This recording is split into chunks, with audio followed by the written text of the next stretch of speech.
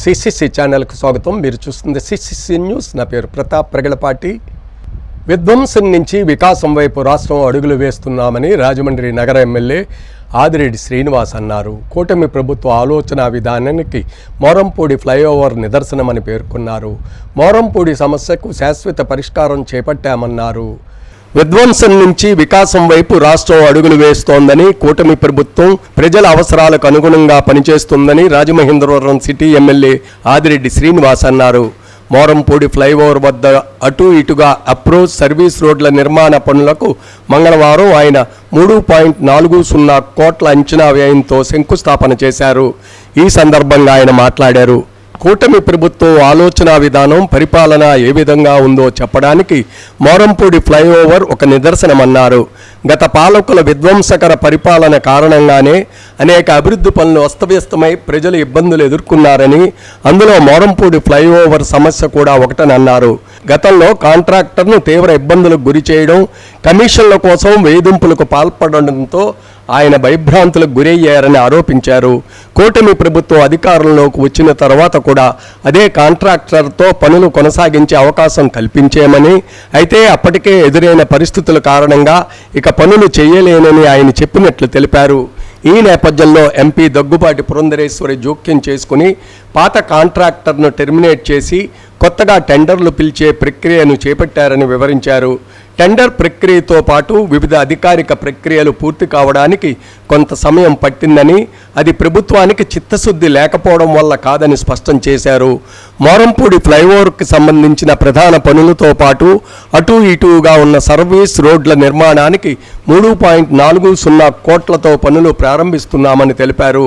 ఇదే తరహాలో పలు ప్రాంతాల్లో పనులు చేసేందుకు సుమారు 7.50 కోట్ల మేరకు టెండర్లు వచ్చినట్లు వెల్లడించారు. తాను జూలై 31న ముఖ్యమంత్రి సహాయ నిధి చెక్కులు పంపిణీ సందర్భంగా నిర్వహించిన మీడియా సమావేశంలోనే ఆగస్టు 2వ వారంలో మోరంపూడి సర్వీస్ రోడ్డు పనులు ప్రారంభిస్తామని, కాంట్రాక్టుకు సంబంధించిన ప్రక్రియ పూర్తవుతుందని స్పష్టంగా చెప్పానని ఆదిరెడ్డి శ్రీనివాస్ గుర్తు చేశారు. పనులు ప్రారంభమయ్యే సమయంలో ఆగానే కొందరు దీనికి తామే కారణమన్నట్లుగా ప్రచారం చేసుకోవడానికి ప్రయత్నిస్తున్నారని విమర్శించారు. మంత్రాలు చదివితే చింతకాయలు రాలవు, చింతకాయలు రాలే సమయంలో మంత్రాలు చదివి అవి నా వల్లే రాలేయని చెప్పుకునే మనుషులు తయారయ్యారు. క్రెడిట్ చోరీలో గొడ్డలి పార్టీ వాళ్ళు సిద్ధహస్తులుగా తయారయ్యారంటూ ఆయన తీవ్ర వ్యాఖ్యలు చేశారు. కార్యక్రమంలో కూటమి నాయకులు, కార్యకర్తలు, అధిక సంఖ్యలో అభిమానులు తదితరులు పాల్గొన్నారు. ధ్వంసమై ఉన్నాయి, ఇబ్బందులు పడి ఉన్నాయి. అందులో ఒకటి మోరంపూడి ఫ్లైఓవర్. కాంట్రాక్టర్ని వేధింపులు, కమిషన్ల కకృతికి భయభ్రాంతులు గురి చేశారు. కూటమి వచ్చిన తర్వాత కూడా కాంట్రాక్టర్ పనులు చేస్తాడేమో అని అవకాశం ఇచ్చున్నాం, కానీ అప్పటికే అతన్ని చాలా ఇబ్బందికర పరిస్థితులకు తీసుకువెళ్ళడం, అతను ఇంక నేను చేయలేనని చెప్పిన తరుణంలో గౌరవ ఎంపీ గారు కాంట్రాక్టర్ని టెర్మినేట్ చేసి కొత్త వర్క్కి టెండర్లు పిలిచి ఈ రోజున అధికారికంగా ప్రారంభం చేసుకోవడానికి ఇంత ప్రొసీజర్ ల్యాప్సెస్ అయినాయి. చిత్తశుద్ధి లేక కాదు, సుమారు 7.5 కోట్లతోటి ఈరోజు టెండర్ రావడం జరిగింది. ఉండ్రాజవరం, మరొకటి జొన్నాడ, అలాంటిది మూడోది మోరంపూడి. కేవలం మోరంపూడిలోని ఫ్లైఓవర్కి అటు ఇటుగా సర్వీస్ రోడే 3.5 కోట్లతోటి ఈ రోజున పనులను అధికారికంగా ప్రారంభం చేసుకుంటా ఉన్నాం.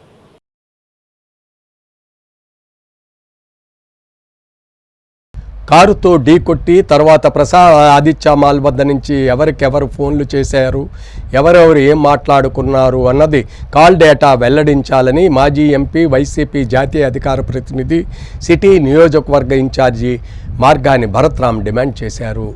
రాజమహేంద్రవరంలో సంచలనం సృష్టించిన మెడికో ప్రియాంక ఘటనపై సమగ్ర విచారణ జరిపితేనే అన్ని వాస్తవాలు బయటకు వస్తాయని మాజీ ఎంపీ, వైసీపీ జాతీయ అధికార ప్రతినిధి, సిటీ నియోజకవర్గ ఇన్ఛార్జి మార్గాని భరత్రామ్ స్పష్టం చేశారు.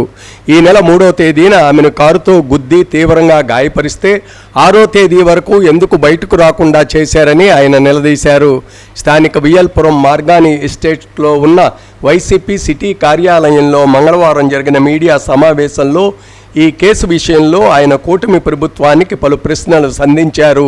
3 రోజుల పాటు ఘటనను ఎందుకు గోప్యంగా ఉంచారు? ఆగస్టు 3న ఘటన జరిగితే ఆగస్టు 6ను మాత్రమే అరెస్టు ఎందుకు చూపించారని నిలదీశారు. నిందితులు పరారీలో ఉన్నారా? పోలీస్ కస్టడీలో ఉన్నారా? ఇంత దారుణమైన ఘటనను ప్రమాదంగా ఎందుకు చూపించారు అని ప్రశ్నించారు. మొదట rash and negligent driving case ఎందుకు నమోదు చేశారు? స్టేషన్ బెయిల్ వచ్చే సెక్షన్లు ఎందుకు పెట్టారు? డిఎస్పీ చిన్న యాక్సిడెంట్ అని ఎందుకు చెప్పారో విచారణ చేస్తేనే తేలుతుందన్నారు. పలుమార్లు ఆమె ప్రయాణిస్తున్న స్కూటీని ఢీకొట్టి తలపై నుంచి కారు నడిపిన ఘటనలో తీవ్రమైన సెక్షన్లు ఎందుకు నమోదు చేయలేదో చెప్పాలని డిమాండ్ చేశారు. తనకు బాధ్యత లేనట్లుగా ప్రవర్తించారని విమర్శించారు. డాక్టర్ ప్రియాంక విషయంపై ఫేస్బుక్లో నేను పోస్ట్ చేసిన అంశాన్ని ఫేస్బుక్ మోటాకు పంపించి డిలీట్ చేయించారని ఆరోపించారు. మద్యం మత్తులో జరిగిన హిట్ అండ్ రన్గా కేసును ఎందుకు చూపించారు? డాక్టర్ ప్రియాంక కుటుంబ సభ్యుల వాదనను ఎందుకు పట్టించుకోలేదు అని ఈ ప్రశ్నలన్నీ వాస్తవం కాదో చెప్పాల్సిన బాధ్యత ప్రభుత్వానికి లేదా అన్నారు. ప్రకాష్ నగర్ పోలీసుల విచారణ తీరుపై కూడా తమకు చాలా అనుమానాలున్నాయని, అవసరమైతే వారిపై కూడా విచారణ జరిపించేందుకు ప్రభుత్వం చొరవ తీసుకోవాలని డిమాండ్ చేశారు. ముఖ్యంగా కేసు విచారణ చేస్తున్న వారు ఆ రోజు ఎవరెవరితో మాట్లాడారో ఫోన్ కాల్ డేటాను బహిర్గతం చేయాలని డిమాండ్ చేశారు. 2 తెలుగు రాష్ట్రాలను కుదిపివేసిన ఘటనపై సోషల్ మీడియా ఎందుకు మౌనంగా ఉంది? రాజమండ్రి సోషల్ మీడియా పేజీలు పోస్టులు ఎందుకు చేయలేదని నిలదీశారు. కారుతో ఢీకొట్టిన తర్వాత ఘటనను అణిచివేయడానికి రాజకీయ ఒత్తిడి ఉందా? నిజాలను దాచేందుకు ప్రయత్నం జరిగిందా? ప్రజలకు పూర్తి సమాచారం ఎందుకు ఇవ్వలేకపోయారని ప్రశ్నించారు. తెలంగాణ సీఎం ప్రియాంక ఘటన సీరియస్గా తీసుకోవాలని రేవంత్ రెడ్డి స్పందించాలని కోరారు. ఈ ఘటనపై సమగ్ర విచారణ జరిపి అసలు వాస్తవాలు బయటపెట్టే వరకు వైసీపీ తరపున ప్రియాంక కుటుంబానికి తాము అండగా నిలబడతామని భరోసా ఇచ్చారు. భవిష్యత్తులో ఇటువంటి దారుణమైన ఘటనలు జరగకుండా నిందితులకు కఠిన శిక్షలు పడేలా ప్రభుత్వం చర్యలు తీసుకోవాలని మార్గాని భరత్రామ్ డిమాండ్ చేశారు.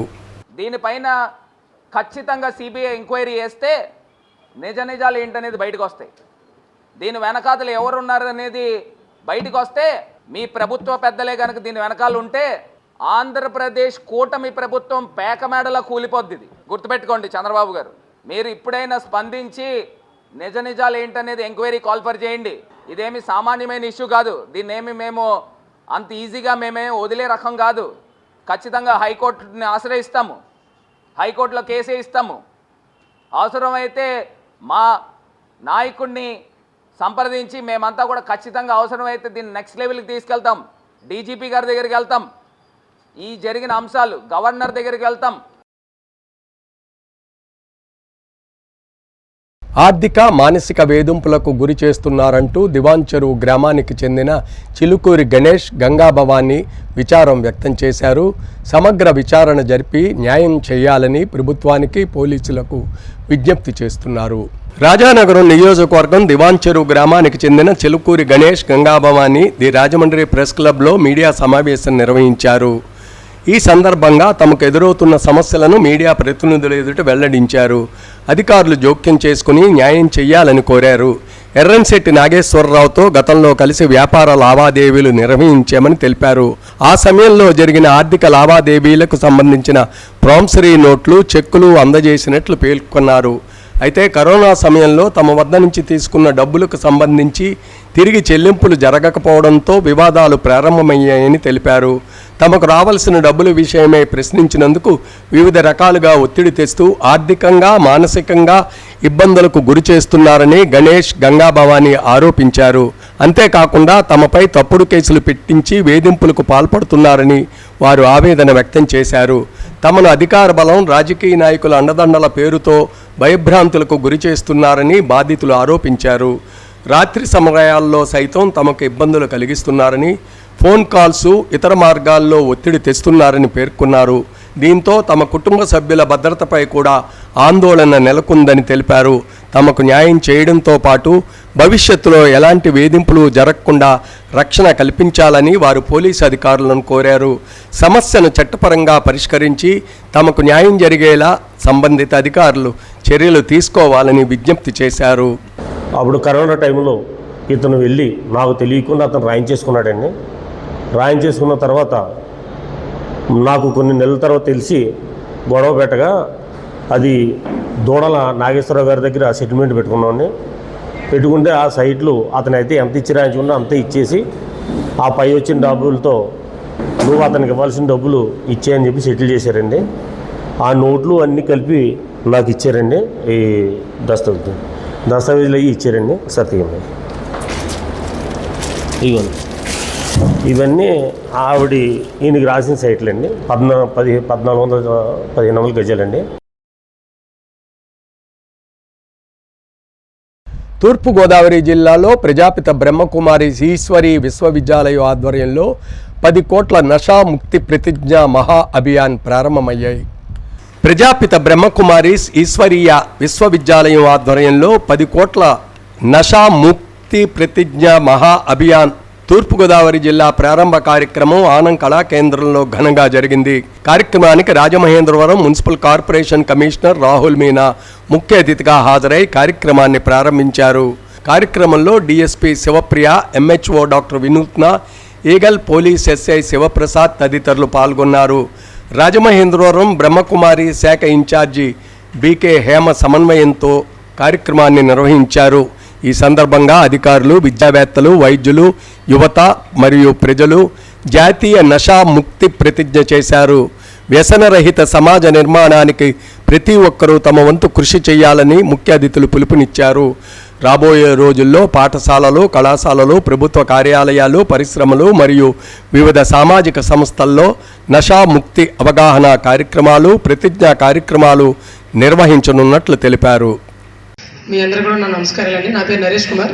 నేను సబ్ ఇన్స్పెక్టర్ని ఈగల్ నుంచి రావడం జరిగింది. ఈగల్ అంటే elite anti narcotics group for law enforcement అని ఆంధ్రప్రదేశ్ ప్రభుత్వం, ఆంధ్రప్రదేశ్ రాష్ట్రాన్ని డ్రగ్ ఫ్రీ రాష్ట్రంగా తీర్చిదిద్దడం కోసం ఈ వ్యవస్థను ఏర్పాటు చేయడం జరిగింది. మేము దాదాపు చాలా వరకు కూడా ఆంధ్రప్రదేశ్ రాష్ట్రంలో ఈగల్ ఎస్టాబ్లిష్ అయిన దగ్గర నుంచి చాలా వరకు మంచి మంచి ఎన్ఫోర్స్మెంట్ యాక్టివిటీస్ అన్నీ గంజాయి గురించి నేను దాని గురించి డిస్కస్ చేయదలుచుకున్నాను. ఎందుకంటే మేడం గారు అన్ని విషయాలు చెప్పడం జరిగింది. కాకపోతే ఏంటంటే కనుక మెయిన్గా చాలా వరకు కూడా చాలా మందికి తెలియని విషయం ఏంటంటే కనుక ఏదైనా సరే ఒక వ్యసన బారిన పడిన తర్వాత దాని నుంచి విముక్తి చెందడానికి ఏం చేయాలో తెలియదు. పేపర్ మనకున్న వాటిల్లో సో దాంట్లో భాగంగా ఈ మెడిటేషన్ అనేది చాలా హెల్ప్ అవుతుంది. సెల్ఫ్ కంట్రోల్కి ఇది చాలా యూస్ఫుల్ అవుతుంది. ఇప్పుడు మనకు బుద్ధ కానీ ఎవరైనా ఉన్నారు, వాళ్ళు ఎందుకు అంత ఫేమస్ అయ్యారు అంటే సెల్ఫ్ కంట్రోల్. వాళ్ళ బ్రెయిన్ మీద ఒక కంట్రోల్ వచ్చింది, వాళ్ళ బాడీ మీద వాళ్ళకి కంట్రోల్ వచ్చింది. సో మనం ఏదైనా సాధించాలంటే మన కంట్రోల్లో మనం ఉండాలి. ఆ కంట్రోల్ తప్పకుండా ఉండాలంటే ఈ డ్రగ్స్ వాటికి దూరంగా ఉండాలి. సో మీరందరూ యూత్ అయితే జాగ్రత్తగా ఉండి మీకు తెలిసిన వ్యక్తులు లాంటి ఏదైనా చేస్తున్నా కూడా వెంటనే పోలీసులకు సమాచారం ఇవ్వాలి.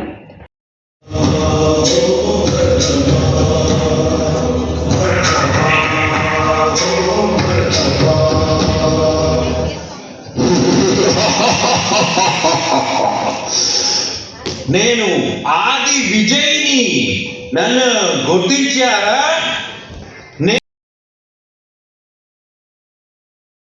రాజమండ్రిలో AP municipal workers union AITUC అనుబంధ గోదావరి ప్రజాగళం ఆధ్వర్యంలో కొవ్వొత్తుల ర్యాలీ నిర్వహించారు. జిఎస్ఎల్ మెడికల్ కళాశాలకు చెందిన మెడికో డాక్టర్ ప్రియాంక కుటుంబానికి ప్రభుత్వం ₹1 కోటి సాయం చేయాలని, రాజమండ్రిలో గంజాయి బ్యాచ్ ఆగడాలను అరికట్టాలని కోరుతూ AP municipal workers union AITUC అనుబంధ గోదావరి ప్రజాగళం ఆధ్వర్యంలో జాంపేట గాంధీ విగ్రహం వద్ద డాక్టర్ ప్రియాంకకు శ్రద్ధాంజలి ఘటించి నివాళులు అర్పించిన అనంతరం కొవ్వొత్తుల rally police quarters Azad Chowk వరకు నిర్వహించారు. కార్యక్రమానికి ముఖ్య అతిథిగా హాజరైన సిపిఐ రాష్ట్ర కార్యదర్శి వర్గ సభ్యులు తాటిపాక మధు మాట్లాడుతూ డాక్టర్ ప్రియాంక మృతి చెందడం చాలా బాధాకరమన్నారు. సాహిత్యానికి, సంస్కృతి, సమాజానికి మారుపేరుగా ఉన్న రాజమహేంద్రవరంలో ఇటువంటి సంఘటనలు జరగడం బాధాకరమన్నారు. గత 5 సంవత్సరాలుగా సిపిఐ, ఇతర ప్రజా సంఘాల ఆధ్వర్యంలో గంజాయి సాగు అరికట్టాలని, గంజాయి స్మగ్లింగ్ బ్యాచ్లను అరికట్టాలని కోరుతూ పలుమార్లు పోలీసు అధికారులను, ప్రజాప్రతినిధులను కలిసి వినతి పత్రాలు అందజేశామని, రాజకీయ ఒత్తిళ్లతో పోలీసులు చూసి చూడనట్లుగా వ్యవహరించారని, దీంతో ఇటువంటి ఘటనలు జరుగుతున్నాయని మధు అన్నారు. రాజమండ్రి ప్రజలు సెకండ్ షోలకు వెళ్లాలంటే భయంగా ఉందన్నారు. డాక్టర్ ప్రియాంక మృతితో కుటుంబం అంతా మానసిక ఆవేదనలో ఉన్నారని, వారికి ఓదార్పుగా ప్రభుత్వం ₹1 కోటి సాయం చేయాలని డిమాండ్ చేశారు. ఇలాంటి సంఘటనలను పునరావృతం కాకుండా ఉండాలంటే నిందితులను కఠినంగా శిక్షించాలని మధు కోరారు. కార్యక్రమంలో ఏపీ మున్సిపల్ వర్కర్స్ యూనియన్ రాష్ట్ర ఉపాధ్యక్షులు ధనాల దుర్గమ్మ, రాష్ట్ర కార్యదర్శి అల్లం వెంకటేశ్వరరావు, రాష్ట్ర కోశాధికారి రెడ్డి రమణ, గోదావరి ప్రజాగళం నాయకులు doctor Chandramohan, K Raju, lawyer Satish, municipal union city ఉపాధ్యక్షులు బంగారుగిరి, గుడుపుగిరి, పోలమ్మ, సహాయ కార్యదర్శి మీసాలదేవి తదితరులు పాల్గొన్నారు. ఒక నీటిలో పాస్ అయ్యి ఒక డాక్టర్ చదువుతుంటే ఆవిడ మేధోస్తాను చాలా బాధపడుతున్నాం. కానీ దీని కారకులు ఎవరు ఒక్కసారి ఆలోచించండి. ఎందుకంటే గత 5 ఏళ్ళకి సిపిఐ చెప్తూనే ఉంది, ఈ రాజమండ్రిలో సెకండ్ షో చూసి సినిమాకి ఎవరు వెళ్ళలేరు. కారణం గంజాయి బ్యాచ్, మద్యం. ఇలాంటి గంజాయిని అరికట్టాలని చెప్పి మేము పెద్ద ఎత్తున ధర్నా చేస్తే ఆ గంజాయి బ్యాచ్ వెనకాల రాజకీయ నాయకులు ఉన్నారు. పోలవరం జిల్లా రంపచోడవరం నియోజకవర్గం దేవీపట్నం గండిపోసమ్మ ఆలయం కొండపై అమ్మవారికి భక్తులు శారీ సమర్పించారు. గోదావరి వరదల కారణంగా దేవీపట్నం మండలం గొందూరు వద్ద గండిపోసమ్మ అమ్మవారి ఆలయం నేటికి వరద నీటిలోనే ఉంది. అమ్మవారికి శారీ సమర్పించేందుకు వచ్చిన గొందూరు గ్రామస్తులకు ఆలయం నీటి మునిగి కనిపించడంతో నిరుత్సాహం ఎదురైంది. భక్తుల మనోభావాలను దృష్టిలో పెట్టుకుని ఆలయానికి సమీపంలోని కొండపై గండిపోసమ్మ అమ్మవారి విగ్రహాన్ని ఏర్పాటు చేశారు. కొండపై కొలువైన అమ్మవారికి గొందూరు గ్రామస్తులు ప్రత్యేక పూజలు నిర్వహించి చీరా సారే సమర్పించారు. వరద నీటిలో ఆలయం ఉన్నప్పటికీ భక్తి సాంప్రదాయాలకు విఘాతం కలగకుండా గ్రామస్తులు అమ్మవారి సేవా కార్యక్రమాన్ని కొనసాగించారు. కొండపై పూజలు నిర్వహించిన అనంతరం అమ్మవారిని దర్శించుకుని మొక్కులు చెల్లించుకున్నారు.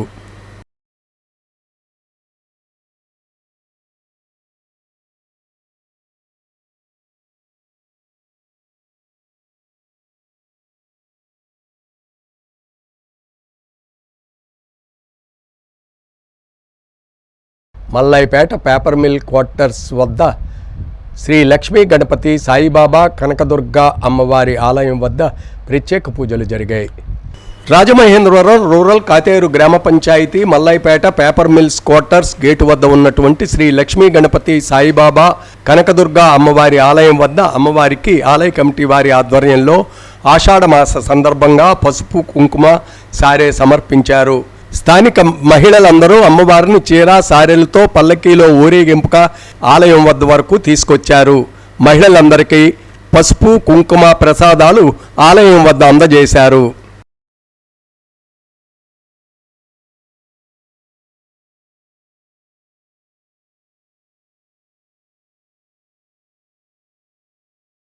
రియల్ హీరో మహేష్ బాబు పుట్టినరోజు సందర్భంగా ప్రియదర్శిని బదిరుల పాఠశాలలో బుక్స్, ఫ్రూట్స్, దుస్తులు, పెన్నులు పంపిణీ చేశారు.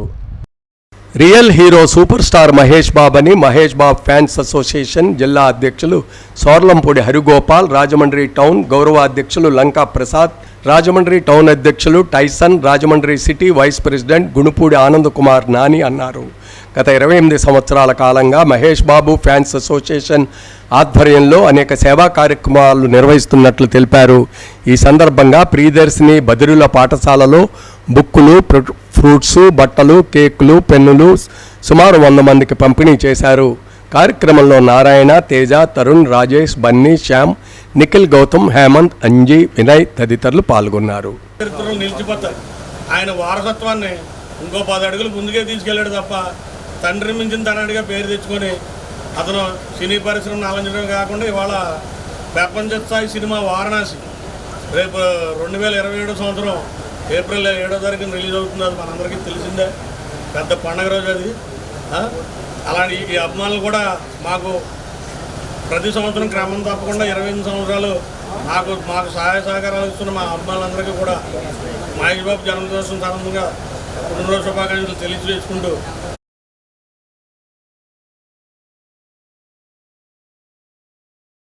రాజమండ్రి మున్సిపల్ కాలనీలోని కాంగ్రెస్ పార్టీ కార్యాలయంలో యూత్ కాంగ్రెస్ దినోత్సవ వేడుకలు ఘనంగా నిర్వహించారు. మున్సిపల్ కాలనీలోని కాంగ్రెస్ పార్టీ కార్యాలయంలో 66వ యూత్ కాంగ్రెస్ దినోత్సవ వేడుకలను ఘనంగా నిర్వహించారు. తొలుత పార్టీ కార్యాలయంలో జెండా వందనం నిర్వహించారు. అనంతరం కేక్ కట్ చేసి కాంగ్రెస్ పార్టీ నాయకులు, కార్యకర్తలకు పంపిణీ చేశారు. ఈ సందర్భంగా నాయకులు, కార్యకర్తలు ఒకరికొకరు శుభాకాంక్షలు తెలియజేసుకున్నారు. తూర్పుగోదావరి జిల్లా పార్లమెంటరీ కోఆర్డినేటర్ టీకే విశ్వేశ్వరరెడ్డి, అర్బన్ జిల్లా అధ్యక్షులు బాలేపల్లి మురళి మాట్లాడుతూ ఎస్ వంశీని రాష్ట్ర యూత్ కాంగ్రెస్ ఉపాధ్యక్షుడిగా నియమించినట్లు తెలిపారు. పార్టీ బలోపేతానికి వంశీ కృషి చేయాలని ఆకాంక్షించారు. ఎస్ వంశీ మాట్లాడుతూ తనపై నమ్మకంతో బాధ్యతలు అప్పగించిన పార్టీ నాయకత్వానికి కృతజ్ఞతలు తెలిపారు. కార్యక్రమంలో జిల్లా general secretary doctor Rajasekhar, urban జిల్లా వైస్ ప్రెసిడెంట్ తాడి సూరిబాబు, పట్టాభి, యూత్ కాంగ్రెస్ నాయకులు, కార్యకర్తలు భారీ సంఖ్యలో పాల్గొన్నారు. పటిష్టపరిచి కాంగ్రెస్ నాయకులకు మీరు చేదోడు వాదోడుగా ఉండి మనం పరస్పరము ఏకమై కాంగ్రెస్ పార్టీని ముందుకు తీసుకెళ్ళటానికి మీ అందరి సహకారం ఉండాలని, కాబట్టి మీరు యూత్ కాంగ్రెస్ని మరింత పటిష్టపరుస్తారని ఆశిస్తూ మరొకసారి వారికి శుభాభినందనలు తెలియజేసుకుంటూ సెలవు తీసుకుంటాం. మన రాష్ట్ర కాంగ్రెస్ పార్టీ ఉపాధ్యక్షులు యూత్ కాంగ్రెస్ మార్టిన్ లోదర్ గారి అబ్బాయి సోడదాస్ వంశీ గారు రాష్ట్ర యువజన కాంగ్రెస్కి ఉపాధ్యక్షులుగా ఎన్నికైన సందర్భంగా మరి మన ఆల్ ఇండియా యూత్ కాంగ్రెస్ దినోత్సవం సందర్భంగా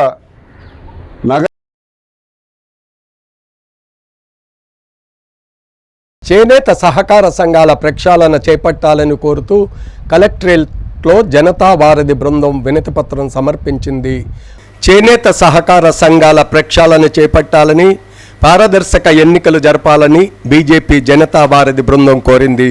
ఈ మేరకు జిల్లా collectorate పీజీఆర్ఎస్లో BJP Janata Varadhi co convener Enapu Yesu, BJP OBC Morcha జిల్లా ప్రధాన కార్యదర్శి SVBS Achari, OBC Morcha IT cell జిల్లా కన్వీనర్ అత్తిలి పోసేశ్వరరావు, ఓబీసీ మోర్చా జిల్లా social media co convener Guntumukkala Srinivas, Tanakala Srinivas, Pauroju Anand Sagar, చేనేత కార్మికుడు సిద్ధ రామలింగేశ్వరరావు, ఆర్టీసీ మూర్తి తదితరులు వినతిపత్రం సమర్పించారు.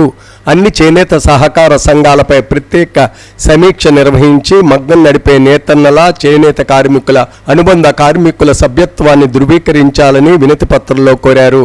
క్రియాశీలంగా లేని, నిబంధనలకు విరుద్ధంగా పనిచేస్తున్న సంఘాలను పునర్వ్యవస్థీకరించాలని కోరారు. ప్రతి సంఘంలో సభ్యుల జాబితా సవరించి అర్హులైన నేతన్నల పేర్లు, సభ్యత్వ వివరాలు, ఓటర్ల జాబితాను బహిరంగంగా ప్రదర్శించాలని, నకిలీ సభ్యత్వాలను తొలగించి నిజమైన నేతన్నలకు ప్రాధాన్యత ఇవ్వాలని, అర్హత కలిగిన అన్ని చేనేత సహకార సంఘాలకు నిర్ణీత కాలపరిధిలో పారదర్శక, నిష్పాక్షపాత ఎన్నికలు నిర్వహించాలని విజ్ఞప్తి చేశారు. ఎన్నికల ప్రక్రియను స్వతంత్ర అధికారులు పర్యవేక్షించేలా చర్యలు తీసుకోవాలని కోరారు. APCO chairman, managing committee, general body, ప్రాథమిక చేనేత సంఘాల ప్రాతినిధ్యం తదితర అంశాల్లో పూర్తి పారదర్శకత పాటించాలని, ఎన్నికైన నేతన్నల ప్రతినిధులకు తగిన ప్రాధాన్యం కల్పించాలని, నేతన్నలకు రావాల్సిన ఉత్పత్తి చెల్లింపులు, కొనుగోలు బకాయిలు, ఇతర ఆర్థిక బకాయిలను గుర్తించి బహిరంగ జాబితా రూపొందించాలని కోరారు. ప్రతి బకాయికి గడువు నిర్ణయించి కాలపరిమితిలో చెల్లించే విధానం ఏర్పాటు చేయాలని కోరారు.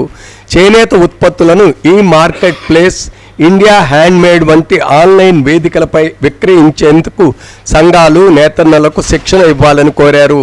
నేతన్నలకు అందిస్తున్న 25,000 రూపాయల ఆర్థిక సహాయాన్ని అర్హులైన ప్రతి నేతన్నకు ఎటువంటి మధ్యవర్తిత్వం లేకుండా అందేలా చర్యలు తీసుకోవాలని కోరారు. నేతన్నకు శాశ్వతమైన మార్కెట్ కావాలని, చేనేత సంఘాలకు ప్రజాస్వామ్య పాలన కావాలని, ఆప్కోలో పారదర్శకత కావాలని, మగ్గానికి గౌరవం, ఉత్పత్తికి సరైన ధర, నేతన్నకు స్థిరమైన ఆదాయం రావాలని వారు పేర్కొంటూ ఆ దిశగా చర్యలు చేపట్టాలని కోరారు. కడియం R&B రోడ్ పునరుద్ధరించాలని కోరారు. బూరుగుపూడి జగనన్న కాలనీలో పట్టాలిచ్చిన స్థలాలు ఇవ్వలేదని, అందుకే వెంటనే స్థలాలు ఇచ్చి సౌకర్యాలు కల్పించాలని కోరారు. మా చేనేత సహకార సంఘాలు ఎలక్షన్స్ అంటే సజావుగా జరగాలి. అంతకుముందు జరిగి చాలా సంవత్సరాలు అయింది. ఇప్పటి వరకు కూడా నామినేటెడ్గానే ఉంది. ఎలక్షన్స్ జరగాలని కోరుకుంటున్నాం. మరి చేనేత కార్మికుడికి చేయూతనిస్తూ కూటమి ప్రభుత్వం నేడు మొన్న ఆగస్టు 7వ తారీఖున చేనేత దినోత్సవం నాడు రాష్ట్ర వ్యాప్తంగా 56,000 మందికి ఒక్కొక్క మగ్గం మీద 25,000 మంజూరు చేయడం జరిగింది. వారికి కూడా కృతజ్ఞతలు చేనేత సంఘం తరపున చేనేత కార్మికుడిగా తెలియజేసుకుంటున్నాను.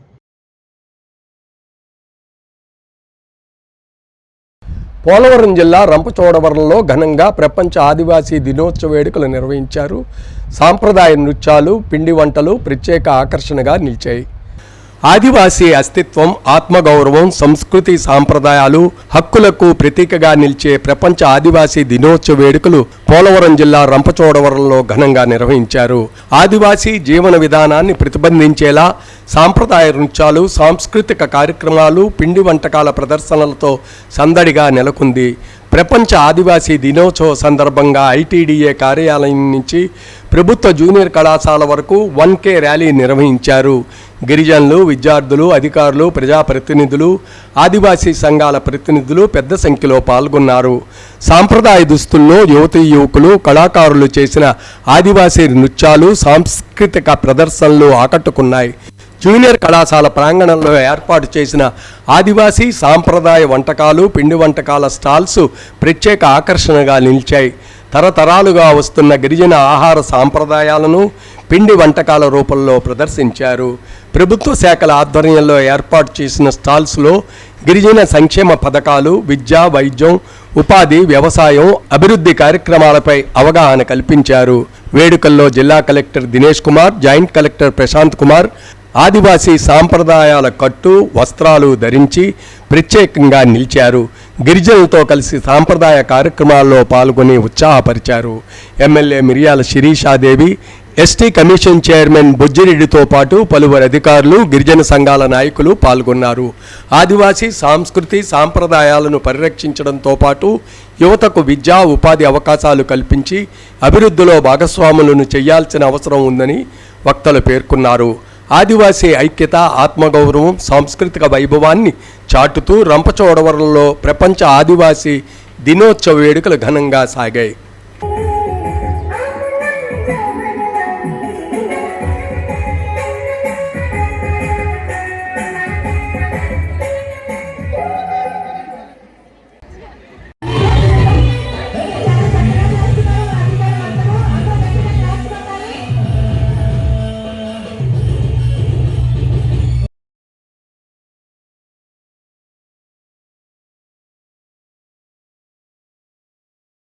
రంపచోడవరంలో వైసీపీ ఆధ్వర్యంలో భారీ ర్యాలీ నిర్వహించారు. డిఎస్సి నియామకాల్లో జరిగిన అవకతవకలకు బాధ్యత వహిస్తూ మంత్రి రాజీనామా చేయాలని రంపచోడవరం మాజీ ఎమ్మెల్యే, వైఎస్ఆర్ కాంగ్రెస్ పార్టీ నియోజకవర్గ ఇన్ఛార్జి నాగులపల్లి ధనలక్ష్మి డిమాండ్ చేశారు. డిఎస్సి అవకతవకలను నిరసిస్తూ రంపచోడవరంలో వైసీపీ ఆధ్వర్యంలో నియోజకవర్గ స్థాయిలో ఆందోళన నిర్వహించారు. అంబేద్కర్ సెంటర్ నుంచి పాత దేవీ గుడి వరకు వైసీపీ శ్రేణులు, కార్యకర్తలు ప్రజలతో కలిసి భారీ ర్యాలీ చేపట్టారు. అనంతరం నిర్వహించిన కార్యక్రమంలో మాజీ ఎమ్మెల్యే ధనలక్ష్మి మాట్లాడుతూ డిఎస్సి వ్యవహారంలో ప్రభుత్వం బాధ్యత వహించాలని డిమాండ్ చేశారు. కేంద్రంలో నీట్ పేపర్ లీక్ వ్యవహారంలో అప్పటి కేంద్ర మంత్రి ధర్మేంద్ర ప్రధాన్ రాజీనామా చేసిన విషయాన్ని ప్రస్తావించారు. కార్యక్రమంలో రంపచోడవరం నియోజకవర్గ పరిశీలకులు కర్రి పాపారాయుడు, అన్ని మండలాల వైసీపీ అధ్యక్షులు, జడ్పీటీసీలు, ఎంపీపీలు, వైస్ ఎంపీపీలు, ఎంపీటీసీలు, మాజీ సర్పంచులు, రాష్ట్ర, జిల్లా, నియోజకవర్గ, మండల స్థాయి నాయకులు, కార్యకర్తలు పెద్ద సంఖ్యలో పాల్గొన్నారు.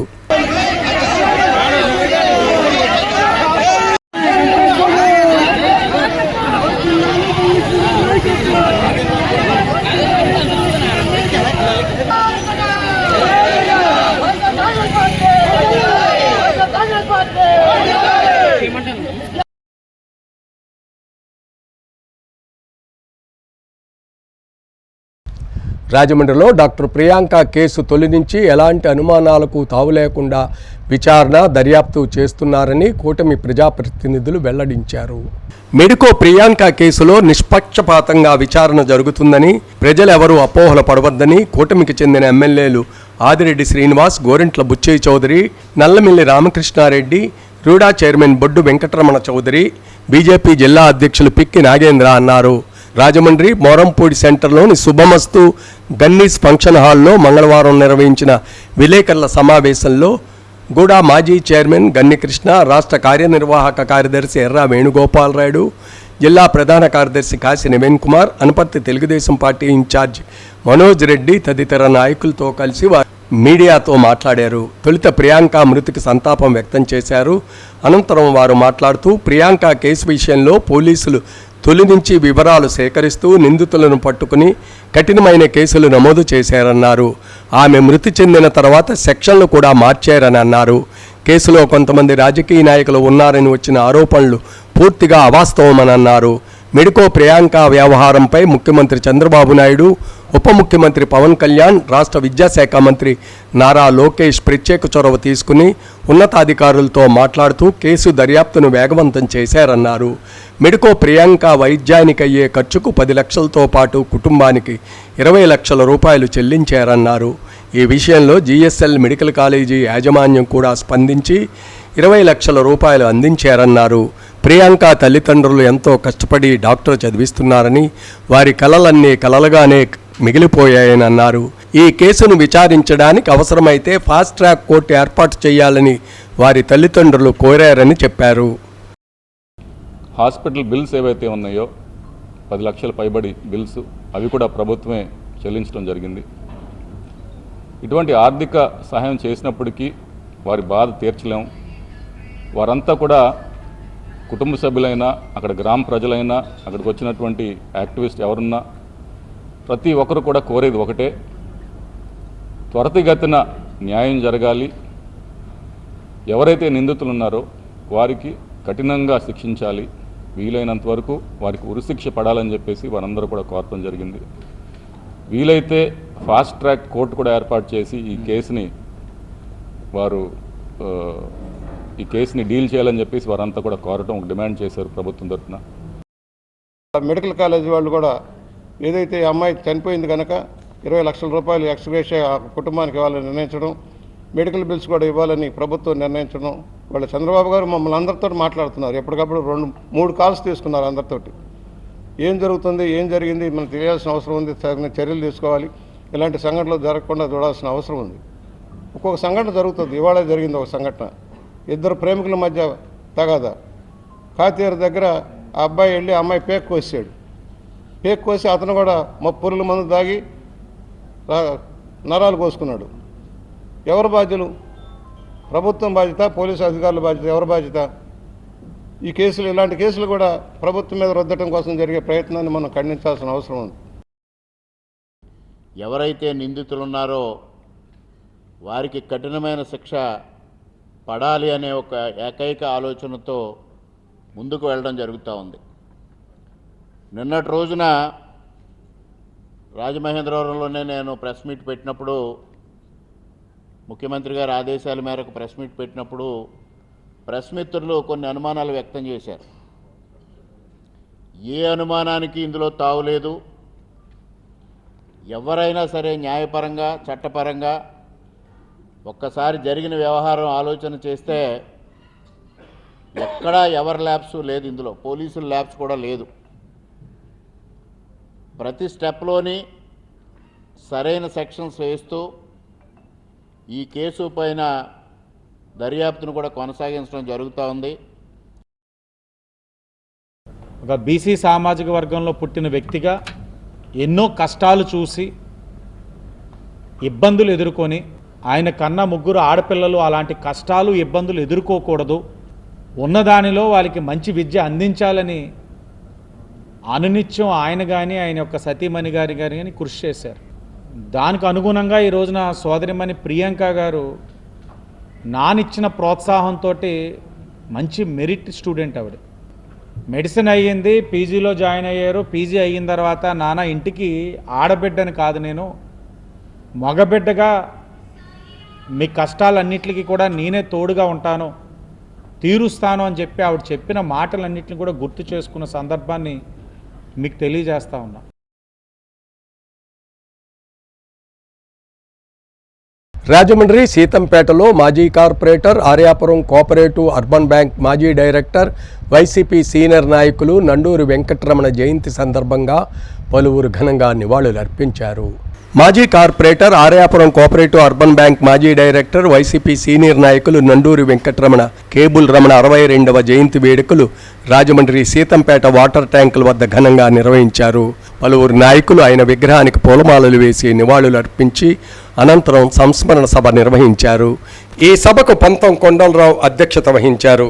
కేబుల్ రమణ మిత్ర బృందం, కుటుంబ సభ్యులు, మహిళా సంఘాల ఆధ్వర్యంలో జరిగిన ఈ కార్యక్రమానికి ఏపీఐఐసి మాజీ చైర్మన్ శ్రీకాకుళపు శివరామ సుబ్రహ్మణ్యం, పంతం సత్యనారాయణ చారిటబుల్ ట్రస్ట్ చైర్మన్ పంతం కొండలరావు, ఆయన సోదరుడు శ్రీ వల్లి దేవసేన సమేత సుబ్రహ్మణ్యేశ్వర స్వామి దేవస్థానం ధర్మకర్త నండూరి సుబ్బారావు, మాజీ కార్పొరేటర్లు మానే దొరబాబు, నండూరి శాంతిశ్రీ, బ్రాహ్మణ సంఘ నాయకులు మాదిరాజు శ్రీనివాస్, దూర్వాసులు సత్యనారాయణ, బమ్మిడిపల్లి వెంకటరమణమూర్తి, నాయకులు బుడ్డిగ రవి, బుడ్డిగ గోపాలకృష్ణ, దినేష్ కుమార్, వీరా గోవిందు, వీరబాబు, బిక్కిన రవి, సాయిబాబా, మెట్ల యేసుపాదం, దేశిరెడ్డి బలరామనాయుడు, గార్లపాటి సూర్యనారాయణ, వాసంశెట్టి గణేష్, తాళం శ్రీను, పొన్నాడ పోలారావు, కుక్క తాతబ్బాయి, సబ్బిశెట్టి రాంబాబు, దిడ్డి సూరిబాబు, రమా దుర్గా, రమామణి, ఆటో సత్యబాబు, బొట్ల సురేష్, శివ, శంకర్, సత్తిపండు, సారిపల్లి శ్రీను, జగదీష్, మారిశెట్టి సత్యనారాయణ, శర్మ, కొమ్మోజి రాధాకృష్ణ, మద్దుకూరి బుజ్జి తదితరులు నండూరి చిత్రపటానికి పుష్పాంజలి ఘటించారు. వారు మాట్లాడుతూ మంచికి మానవత్వానికి చిరునామాగా నిలిచిన కేబుల్ రమణ లేరనే నిజాన్ని ఇంకా ఎవరూ జీర్ణించుకోలేకపోతున్నారని, ఆయన చేసిన సేవలు ఎల్లప్పుడూ అందరికీ చిరస్మరణీయంగా గుర్తుండిపోయాయని కొనియాడారు. ఆపదలో ఉన్న వారిని ఆదుకోవడంతో పాటు ఆయన చేసిన మంచి పనులను స్థానిక ప్రజలు ఎప్పుడూ గుర్తుంచుకుంటారన్నారు. అటువంటి నాయకుడి ఆశయ సాధనకు కృషి చేయడంతో పాటు ఆలోచనలు ముందుకు తీసుకుని వెళ్లాలని పిలుపునిచ్చారు. ఆయన కుటుంబానికి పెద్దగా నండూరి సుబ్బారావు ప్రతి ఏటా వర్ధంతి, జయంతి కార్యక్రమాలను ఘనంగా నిర్వహించి మనకు కేబుల్ రమణను గుర్తు చేస్తున్నారని పేర్కొన్నారు. అనంతరం కుటుంబ సభ్యుల సమక్షంలో కేక్ కట్ చేశారు. స్థానిక ప్రజలకు పెద్ద ఎత్తున అన్నదానం చేశారు.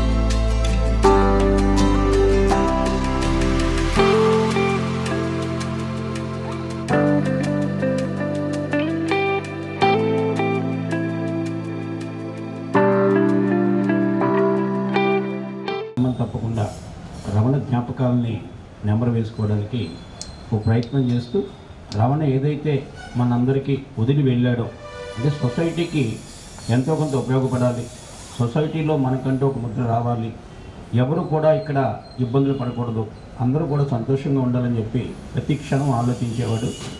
అటువంటి వ్యక్తి ఆ ఆలోచనే ఇవ్వనంతమందిని ఇక్కడికి చేర్చింది. అంటే వాళ్ళలో ఉన్న మానవత్వం కానీ, మంచితనం కానీ, కష్టంలో ఆదుకునే ఆలోచన కానీ, ఎవరికైనా ఇబ్బంది వస్తే తన ఇబ్బందిగా భావించి ఆ ఇబ్బందిని తొలగించడానికి తను చేసిన అనేక ప్రయత్నాలు కూడా నాకు తెలుసు.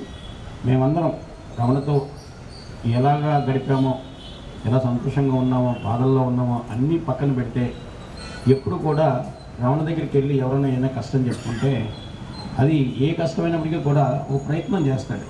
ఆ ప్రయత్నం ఎలా చేస్తాడంటే అది ఎవరు చెప్తే కొండలతో మాట్లాడితే అవుద్దా, లేదా ఇంకోటితో మాట్లాడితే అవుద్దా, ఎవరితో మాట్లాడితే అవుద్ది, అవన్నీ కూడా తను ఆలోచన చేసి ఏది అతని వల్ల పని కాకపోతే తనే వ్యక్తిగతంగా వాళ్ళని ఆదుకునే క్యారెక్టర్ కూడా.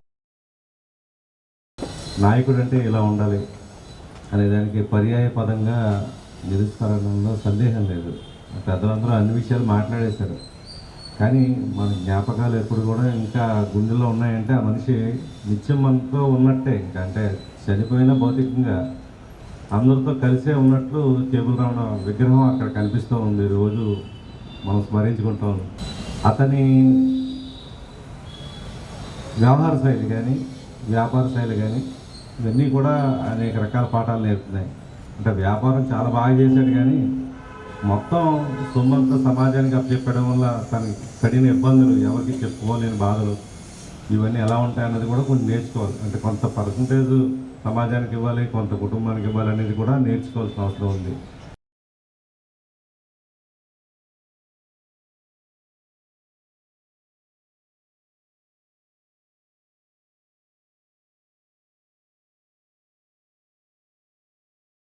రాజమండ్రి పరిసర ప్రాంతాల్లో జరిగిన కార్యక్రమాలను మనం ఒకసారి వీక్షిద్దాం.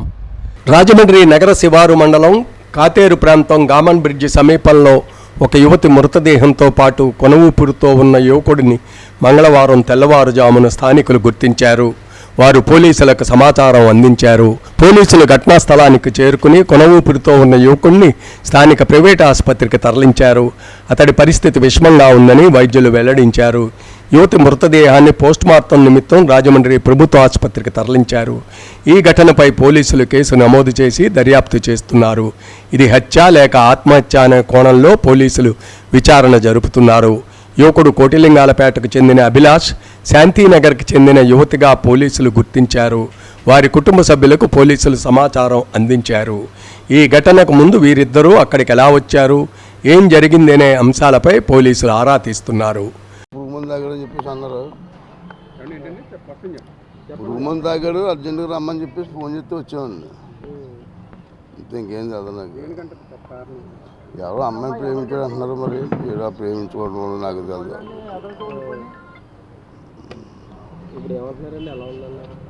ఏం చెప్పలేమంటున్నారండి, మరి అదే 2 రోజులు బతుకుతారు, 3 రోజులు బతుకుతారు చెప్పలేమంటున్నారండి.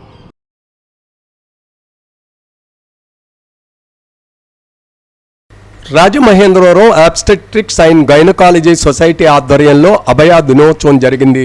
ఆసుపత్రుల భద్రత కోసం ఏకరీతి జాతీయ మార్గదర్శకాలను అమలు చేయాలని, హింసపై జీరో టాలరెన్స్ విధానాన్ని కఠినంగా అమలు చేయాలని, దాడులకు పాల్పడే వారిపై ఫాస్ట్ ట్రాక్ విచారణతో కఠిన శిక్షలు విధించాలని, రాత్రి విధులు నిర్వహించే మహిళలకు సురక్షిత రవాణా సౌకర్యం కల్పించాలని కోరారు. వైద్యులు, ఆరోగ్య సిబ్బంది కలిసి వాక్థాన్ రామాలయ సెంటర్ నుంచి ప్రారంభమై ఐఎంఏ హాల్ వరకు నిర్వహించారు. అనంతరం ఐఎంఏ ప్రతినిధులు మీడియా ప్రతినిధుల సమావేశంలో మాట్లాడారు. DMHO Rajahmundry doctor P Komala, senior advocate Muppala Subbarao, IMA అధ్యక్షులు విజయ్ భాస్కర్ తదితరులు ప్రసంగించారు. మనమందరం కలిసి హింసకు వ్యతిరేకంగా నిలబడి భద్రతా సంస్కృతి పెంపొందిద్దామని ప్రతిజ్ఞ చేశారు. మేము ధర్నాలు, క్యాండిల్ లైట్ ప్రదర్శనలు అన్నీ చేపట్టాము. కానీ అప్పటి నుంచి కూడా ఈ హింసాత్మక ధోరణులు అనేవి డాక్టర్ల పట్ల, హెల్త్ కేర్ వర్కర్స్ పట్ల ఏమాత్రం తగ్గలేదు. సో ఈ ధోరణిని నిరసిస్తూ సమాజం నుంచి మాకు సపోర్ట్ కావాలి, ఈ ధోరణి మారాలి అని చెప్పేసి మేము ఈ ప్రదర్శన ఇదే రోజున చేపట్టాము. సో ఇది మీరు ప్రజలందరూ మాకు సపోర్టివ్గా నిలిచి అన్ని సొసైటీస్ వారు మమ్మల్ని అంటే ఈ హింసాత్మక ధోరణి నుంచి డాక్టర్ని, హెల్త్ కేర్ వర్కర్స్ని, హాస్పిటల్స్ని రక్షించాలని మేము మనవి చేసుకుంటున్నాం. ఒక డాక్టర్గా తయారవ్వాలంటే దాని వెనక ఎన్ని సంవత్సరాల కృషి ఉంటుందో డాక్టర్స్ చదివే పిల్లల పేరెంట్స్కి మాత్రమే తెలుస్తుంది, కానీ పక్కన వాళ్ళకి తెలియదు. అలాంటిది ఒక పీజీ చదువుతున్న డాక్టర్ని అలా అంత అమానుషంగా చంపేయడం అని అంటే వాళ్ళ కళల్ని నేల రాయటమే అనేది స్పష్టంగా అవుతుంది. ఇవన్నీ కూడా ప్రివెంట్ చేయాలి అని అంటే ప్రజల్లో అవేర్నెస్ వచ్చినప్పుడు మాత్రమే అవుతుంది. కాబట్టి ఈ వాకథాన్ మన రాక్ సిటీ రాజమండ్రి ఐఎంఏ ఆధ్వర్యంలో జరుగుతున్నందుకు చాలా సంతోషం. భౌతిక దాడులు చేయకుండా ఉండాలని విజ్ఞప్తి చేస్తున్నాం. ఈరోజు చేసే వాకథాన్ కూడా అందులో భాగమే. మమ్మల్ని మనుషులుగా చూసి మమ్మల్ని మేము రక్షించిన ప్రక్రియలో ప్రజలకి మా గురించి మేము పడుతున్న ఆవేదనలు తెలియజేయడానికి కోసమే ఈ వాకథాన్ ఇలాంటివన్నీ చేస్తూ ఉన్నాం. దయచేసి ప్రజలందరూ మా మనవిని, మా విజ్ఞప్తుల్ని ఆలకించి మమ్మల్ని మనుషులుగా చూసి మాకు కూడా సమాజంలో మంచి గౌరవాన్ని ఇవ్వాలని మీ ద్వారా కోరుకుంటూ ఉన్నాం. దాంట్లో తప్పు అనిపించింది అంటే చట్ట ప్రకారం వెళ్ళొచ్చు, అంతేగాని వైలెన్స్గా వెళ్ళి వాళ్ళ చేతిలోకి చట్టాన్ని తీసుకొని అందరి మీద దుర్వినియోగంగా అలా వెళ్ళి వాళ్ళ మీద అటాక్ చేయడం అవన్నీ మంచిది కాదు, కరెక్ట్ కాదు. ఏమున్నా చట్టపరంగా వ్యవహరించుకోవాలి, అలాగే వాళ్ళకి సపోర్ట్గా ఉండాలి. ఇలా చిన్న చిన్న విషయాలు చేసినప్పుడు వాళ్ళు కూడా దేనికి రిస్క్ చేయరు, కాంప్లికేషన్ ఉంటే అంతే కదా, దానివల్ల లాస్ అయ్యేది patient at the last. So ఈ పేషెంట్స్ అందరూ కూడా ఇది గమనించుకొని ఇష్యూ ఏమన్నా ఉంటే పోలీసుల దృష్టికి ఎంక్వైరీకి రావాలి, అంతేకాని డాక్టర్స్ మీద అటాక్ చేయొద్దు.